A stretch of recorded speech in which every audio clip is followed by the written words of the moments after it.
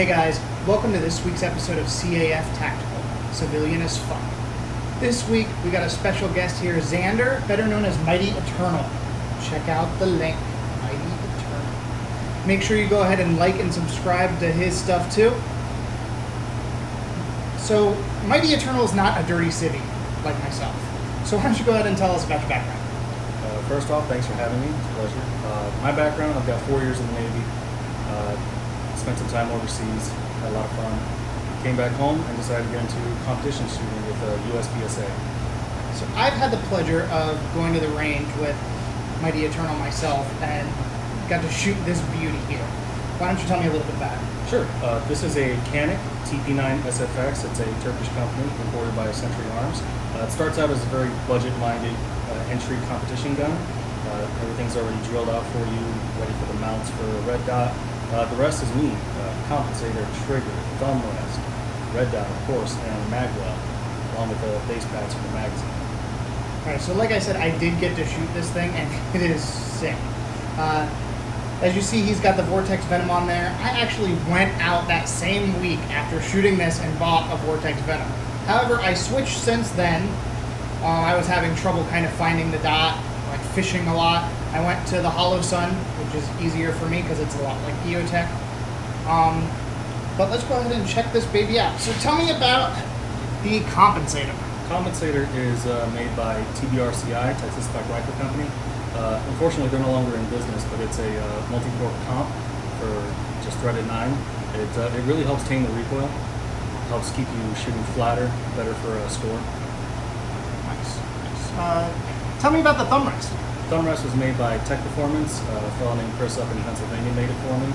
It's milled out, perfect for just putting your thumb on there. Again, just minimizing recoil, trying to give you the edge in the game. Nice. Tell me about the trigger. Trigger is made by Freedom Smith Triggers, a dedicated company making Canik triggers. It is smooth, it is crisp, it is right there. It's really nice trigger. Tell me about the Magwell. Magwell is by, wow, sorry. It's all good. Had a fucking moment. The Magwell is made by Taylor Freelance. Okay. It's they make a bunch of stuff. They make the base pads for my mags as well as the Magwell. Yeah, it's got a real nice flare on there. It's gonna make reloads like super easy. Is this an aftermarket mag release? No, that's actually stock. That's stock? Look at this thing on it. That thing is huge. Yeah, when you buy it, it comes with multiple mag release sizes that you can just screw in and off. Oh, okay. I chose the biggest one because it just makes it so much easier. And then this charging handle goes right into where the MOS, sits. So why don't you tell me a little bit about that? That's just making it easier to charge it if you really need to, get some leverage on there, rather than having to reach over the slide itself with your red dot on there. Yeah, I can see where you can go up here, but with that thumb rest going up here, you're going to nail your hand. So Exactly. Just back here is going to be way easier. So how many competitions have you done so far? I've probably done about 10, 15 competitions. Usually they have at least 1, maybe 2 a month. I shoot out of Markham Park. Okay. Cool. So tell me about your base plates. These They're are made by the same company? Yeah, they're made by Taylor Freelance. So they're a +4 base plate. The stock magazine, as it comes with the pistol, is a 18+2. It's got a 2+2 base pad. This adds +4, so it's actually 22 capacity magazine. You can hold 22 rounds of 9mm. Nice. So have you tried any other firearms for competition yet? I initially went in there with a Glock 26. Okay. Just when I was first starting out, just cheapy little plastic holster and everything. Right. Just something to get me in, and it wasn't working for me. But I got into this. I saw it online. It was billing itself as the budget competition gun. Right. And I'm a budget gunner. I like to shoot on a budget, and it's just been working for me. Nice. So when you go to a competition bout, how much are you rounding off spending in a competition? There's usually an entry fee. It's about $20. In terms of ammunition, it depends on how many shots you take.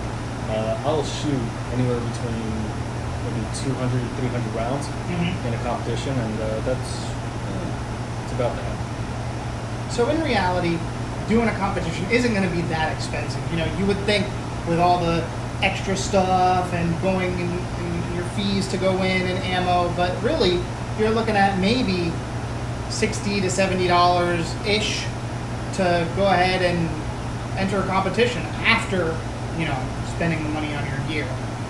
But you're going to spend your money on the gear anyway, unless you kind of gear it towards competition like he did. Let's go over your belt. Yeah, sure. So this is a double belt system. It's got one belt inside that runs along inside your belt loops, of course, and then one Velcro outer that you just kind of wrap around. Of course, these will not come in. These are our mag carriers, obviously, so fully adjustable, and a giant magnet to hold my ready mag. Oh, okay. So that's super fast right there, right? Yeah, so we're gonna just... that mag is basically just, when it's time to load and make ready, you grab one from your holsters. That's awesome. So that way it's your fastest reload. You don't have to fight with your rig in case it gets caught up on something. And as for the holster itself, this is a Guga Ribus race holster. So it is fully adjustable and it clamps down on your rig. It won't let it go. You can turn it upside down once it's locked in place. So Nice. It's great for competition. It's fast. It's really hard to find a holster out there that can accommodate a comp, a thumb rest. Right. It's really hard to find one of those, so a race holster is really going to let you go. So go ahead and put it in there for me, because I don't want to mess that up. Sure thing, sure. Let's check it out. So it's just a slide in, just slide it right on there, and then you just push this button, lock it in place, and you can actually just, it won't come out. And if you unlock it when it's time, you're at the line, unlock it, all you do is just lift up, and that's it. It is golden after that point. Very nice, very nice. So about how much did that setup cost you? This setup, the most expensive thing on this entire rig is the holster. That's imported. That holster runs about $200. Okay. These were actually pretty cheap. I got these on Amazon. They were maybe about $25, $30 for a 5-pack. Wow, okay. And the belt is about $30. Same on Amazon. And I see you've added a little bit of extra retention on here with some like industrial strength Velcro, so you guys can see that. So this inner belt can hold on better. Yeah, it makes better contact. That way it doesn't sag on one side. Right. That's good. Now this practical for competition, not practical for training purposes or your concealed carry. Don't use that on concealed carry, please. I can't count the number of times that I've had a mag there ready to go, and I bend over to pick up a piece of paper or something, and dink, down goes my mag. Right. So it's great for comp, not for EDC use. All right. So we're gonna go ahead and switch the camera setup here. We're gonna check him out, and he'll do some draws and check out speed and everything like that.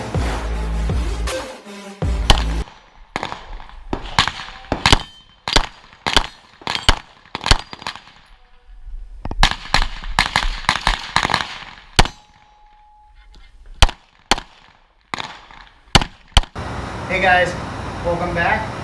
We got our all new setup now, so we can see his rig, and we're gonna check it out. Beep.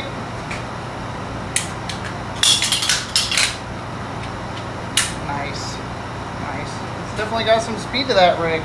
So do you say that those mag pouches would make it easier than say like a taco pouch or? I like these specifically because you can tune how much pressure you have on them, rather than fixed pressure. So it's just easier to get a hold of them. Also, I can angle them if I want to. So if I want to go for like a really speedy grip like that, I can just do that.